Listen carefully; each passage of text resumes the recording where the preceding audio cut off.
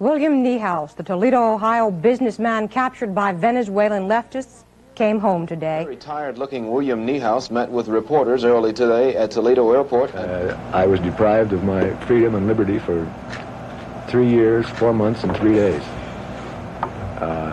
That's a tremendous loss to anyone. OPEC countries today announced price increases of $6 a barrel on the average. Tony Kopp, a Wall Street economist at Salomon Brothers. What has in effect happened is the first shoe has fallen. Some OPEC countries have now raised the price of oil, which in effect raises the world floor price of oil. It's a pretty good bet that OPEC will try to raise prices again, maybe several times as the year goes on. And each time it does, we'll pay for it. Mike Jensen, NBC News, New York. 15 nations of OPEC, the world oil cartel, convened in Caracas, Venezuela today to fix a basic price for their product.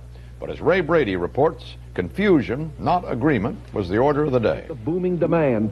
Some of them want to go beyond $30 a barrel. And if that movement succeeds, it could raise prices for American motorists by about 20% or more. That would come on top of what has been, for oil prices, the soaring 70s.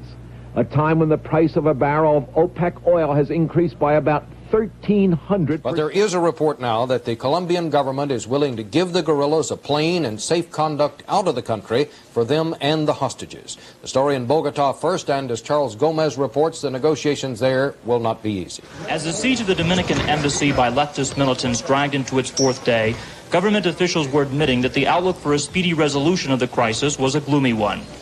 Government troops kept a tense watch today after reports that one of the militants reportedly accused the Colombian government of not negotiating in good faith. The triple hijacking of those Venezuelan planes became an arduous odyssey through Central America.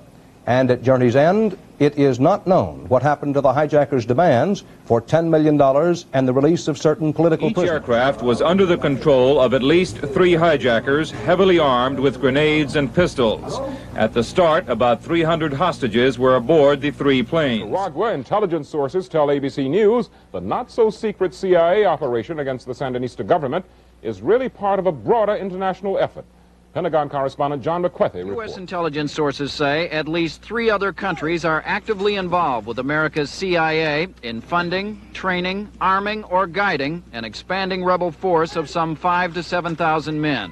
The goal of the rebels, who operate out of neighboring Honduras, overthrow the current government of Nicaragua. Democracy in Latin America is under threat. The threat of guerrilla wars in some countries, the threat of economic collapse in others. Experts believe economic problems are threatening emerging democracies throughout Latin America. Right across the southern cone of Latin America, the economies are a major problem for all the governments.